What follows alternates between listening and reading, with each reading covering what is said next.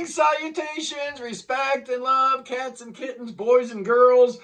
Oh, the algorithm did you a super solid today, and you have connected with the Prog Corner, the #1 prog rock channel on all of YouTube. And today, I'm going to be taking a look at 10 bands that I wish somebody had told me about sooner, right?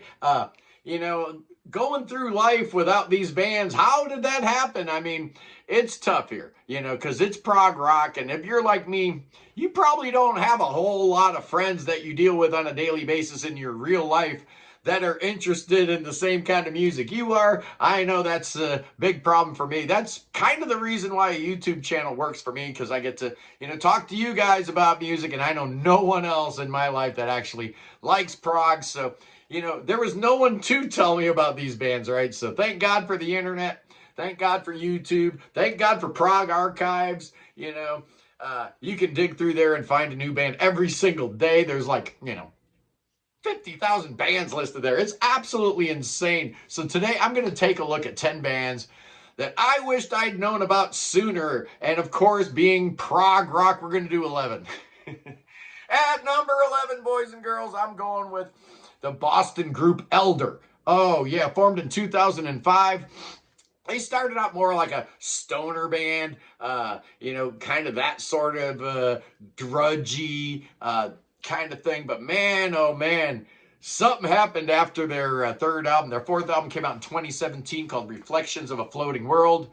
Dynamite. That was the first album I had heard by them. The album cover got me, right? I saw that album cover. I had to have it. 2020 Omens, and man, their latest 2022's Innate Passage, just ridiculous. This is a prog band through and through now. It's Nicholas DeSalvo, Jack Donovan, Michael Risberg, and George Eder. Wow. If you haven't checked out Elder, definitely do yourself a favor. They're amazing. At number 10, here's a little band out of Sweden that put out exactly one album in 1981 and super influential. It's Kultivator. And the album was called Barndomens Stigar. No idea what that means, but wow, what a cool record. It's actually categorized as Zool, but I'm not hearing a whole lot of magma. There's a little bit of magma in their sound and in their approach, but I hear more Canterbury. There's a little bit of jazz inflection there. There's a little bit of Gentle Giant going on there. There's a lot of Rhodes. If you like the Rhodes keyboard, then you know, this is probably going to be something you really, really like. But apparently this band was a ginormous influence on Anecdoten, which is weird because, you know, they're so Mellotron heavy. I don't hear a whole lot of Mellotron in Cultivator, but whatever, man. What a fantastic album at number 9. Let's go to Scotland and Abel Ganz. Oh, this is a band that was formed in 1980 in Glasgow, put out a couple records and broke up in 1996. They came back in 2006, and they've got a different lineup now, but their last 3 albums have been fantastic. Shooting Albatross in 2008, the self-titled in 2014, and believe it or not, I encountered them. My first encounter with Abel Ganz was their most recent album, 2020's The Life of the Honeybee. Oh man, what a great, great album. If you like Big Big Train, there's no reason in the world why you wouldn't like these guys. Just a dynamite band. They really do a lot of different things within that prog sphere. They always keep it progressive, but very, very cool band, very interesting band. I love them. At number 8. Let's go behind the Iron Curtain. Let's go to Belarus, right? Let's go to Minsk. No, I don't want to go there, man. Alexander Lukashenko, he's a tyrant, man. I'm not going to Belarus. But back in the days of the Cold War, there was a band called Pesniary, led by Vladimir Mulievin. And these guys were amazing, man. A kind of folk, a lot of, you know, Slavic kind of folk influence there. But their first 5 albums are dynamite. The debut came out in 71, Pesniary 2 in 74, Pesniary 3 in 78. Well, also, the 3 and 4 came out in 78, but then 1979 saw their absolute masterpiece. It's called Guzlier. It's one song. It goes through so many different weird changes. Oh, it's so good, man. Apparently, these guys were like big old superstars in the USSR, but because of the Iron Curtain, nobody ever heard of these guys, and that's a shame because, wow, Pesniary, so cool, so unique, so different than anything else I've ever listened to. Such a joyful experience listening to them. They were just blissfully ignorant about, the condition of the communist state they were in, just making great music at number 7. Let's go to Germany and Schicke, Führs, and Fröhling. Oh, man, why didn't somebody tell me about this band earlier, man?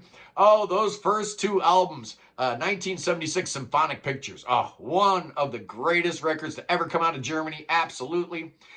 The next year, they followed it up with Sunburst, and then Schicke kind of took off, and they did a couple albums as Führs and Fröhling, Ammerland in 78, and then the following year, they put out Strings, and then in 79, Schicke comes back, and they do one more record called Ticket to Everywhere, which is real, real good, but it's that first album, man. Symphonic Pictures, so good. I absolutely adore it. Why didn't somebody tell me about this band sooner? Why? Anyway, at number 6, let's go back behind the Iron Curtain because it's a lot of fun looking at those bands. I might do an episode just about, bands stuck behind the Iron Curtain, 70s prog bands from Eastern Europe. Thinking about that. Why not? Because we talked about Pesniary. Let's talk about Modrý Efekt. Oh, man. This is a cool band. I have fallen in love with this band. They're from Czechoslovakia.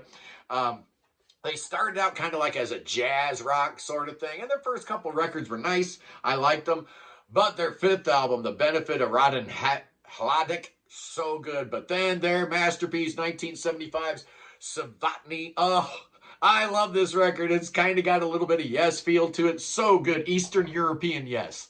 Kind of, sort of. And then 1979, Svet Huladaku. Real good. Those are fantastic records. They've got a couple ones that they came out later. I haven't heard those, but, when I heard Savanti, I was like, come on, man, where's this band been hiding my whole life? And I went back and checked out their whole discography. Fantastic. At number 5, we're going where prog began. It's the UK, and a little band nobody talks about anymore called Gracious. This band was formed in 1967. They called themselves Satan's Disciples. Oh, that's kind of scary. Oh, I'm glad they changed their name. But this is an example of that early proto-prog in the UK going on, kind of like Fantasy or Cressida or Rarebird, and that it's not maybe fully fledged prog yet at this point. These cats put out 2 albums, and they're both dynamite. The debut album came out in 1970.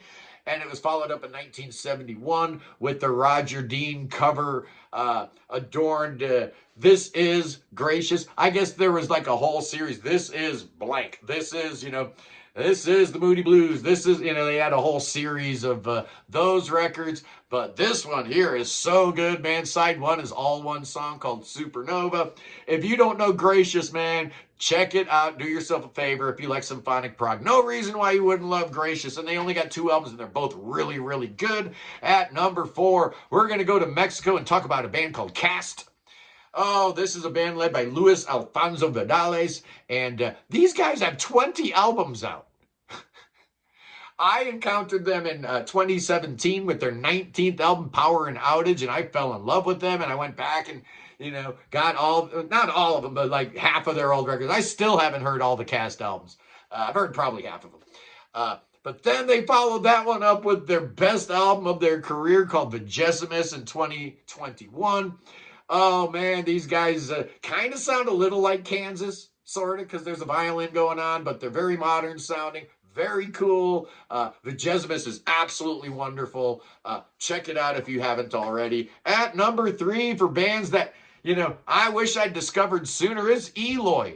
The name comes from the H.G. Wells story, but these guys were formed in Germany, Hanover to be exact, in 1969. They've got 21 albums out because they're still around, led by the great Frank Borman. The biggest complaint about this band is never the music, right? It's always Frank's voice. Some people don't like it. I get that. It's it's not a deal breaker for me at all. The music is so good that I don't care. I'm still not a huge fan of his voice, but whatever, man. When he's the leader of a band this good, that's all right. It kind of makes the band unique anyway, right? You don't want this guy sounding like John Anderson or Peter Gabriel. You want him sounding like Frank Borman. Anyway, to me, their three best albums, of course, were in the 70s. 1976, their fifth album, Dawn, introduced a brand new lineup to the band, and then they followed that up in 77 with their masterpiece, Ocean. I love that album so much, but 1979, Silent Cries and Mighty Echoes comes awfully close, man. What a great little run of records that was. They've had other good records too, like Floating and Planets, and some of the new stuff is real, real good too. But I didn't come to Eloy until like the mid 80s, man. So, somebody needed to tell me about them back in the 70s, but you know how it goes. A little kid growing up in the States, you didn't hear a lot of that European stuff. We're so, American centric or the Anglophiles, so you get UK and US stuff on the radio. Pretty much that was it. You'd never heard anything else. Except for Hocus Pocus by Focus. At number 2, here's another cat I wish somebody would have told me about in the 70s. It's Bo Hansson, the great Swedish artist who just completely changed everything in 1970 with his album Lord of the Rings. 1970? How did he do that in 70, man? It's just amazing. It was reissued by, I think, Charisma in 1972, so the UK market got a little taste of Bo Hansson. And then in 72, he dropped the second album, Magician's Hat. Man, so good. 75, Attic Thoughts, and then 1977, Watership Down, which is called El Araiga. How's that for Arabic? I don't speak Arabic, but anyway, Bo Hansson, man. Dude left us April 24th, 2010. Such a great loss. Apparently there was a fifth album that had vocals and is more of a pop thing. You know how the 80s were. They were terrible for everybody. And at number 1, for bands I wish somebody would have told me about earlier, it's the entire Italian prog scene. All of it across the board, man. When I was a kid in the 70s, being a big Emerson, Lake and Palmer fan, I was aware of PFM. Because Greg Lake signed them to the Manticore label, and they put out, photos of Ghost that had the Pete Sinfield lyrics, and I was pretty jazzed about it. I was excited about it. And honestly, I didn't love it, so I kind of gave up on Italian prog. I figured, they're just trying to be like British prog. And then sometime in the early 90s, I decided I would listen to those PFM albums the way they were supposed to be, which is in Italian. And then that just opened the floodgates to the Banco del Maturo Soccosos and the Le Ormes and all the other stuff, the Balletto de Bronzos of the world and the Museo Rosenbachs of the world. I'm going to show the Museo Rosenbach album, Zarathustra, because it is my favorite Italian album. I think it's absolutely perfect, a 10 out of 10. And I would have never checked it out because it was in Italian, right? So I know a lot of you guys are kind of like that now, where if it's non-English vocals, it's kind of a turn up for you. And I get that. I was the exact same way, man. But if you just train your ear to appreciate the melodies and just accept the vocals as yet just another instrument, like it's a flute going. Don't think about it as a singer, right? Just think about it as another instrument, and then the foreign language isn't going to bother you so much. Anyway, boys and girls, tomorrow on the program, I'm going to have Mark from Easter Island. Yeah, that great 70s prog band from Louisville, Kentucky. That put out one album and then disappeared, right? Nobody ever heard from him again. Well, we're hearing from him, man, because Mark is going to be here talking about Easter Island. The album is getting reissued by our good friend George at Discase PQR. Oh, such a great label. The same people that brought you the Mirthrander album, right? So I'm super excited about this. The Lift album came from George at Discus PQR. So yeah, tomorrow we're going to be talking to Mark from Easter Island about the reissue of their phenomenal 1979 album. I guess it's got a title now, Here and Now or something like that. I don't think it originally had a title when it came out, but whatever, man. I'm super stoked to have Mark in here. We're going to talk about American prog, one of my favorite subjects. Anyway, boys and girls, I love you. Peace in the Middle East. Free Tibet. Free the Ukraine. Free your mind. Free beer. Free Willie. And God save King Chucky. Chucky the Third could use your saving. You know he could. Absolutely, that boy could use your saving right now. Bring that boy to America. Oh, yeah. He needs some saving, that boy. Oh, he needs some good pastoring. And we got the pastors for him. Oh, yeah, we do. We'll do thoughts and prayers. We got the spells and incantations. All kinds of hocus pocus for you. Oh, but only one thing's going to work. It ain't going to be drinking poison neither. That'll just kill you. We're going to dance with rattlesnakes. Oh, no, look out. The rattlesnakes are going to get us. Oh, this goes out for one of my new members, the hippie girl. I don't know who you are, but thank you so much for becoming a member. Oh, you too can be a member of the Prog Corner for as little as $1.99 a month. I'll see you punks tomorrow. Peace.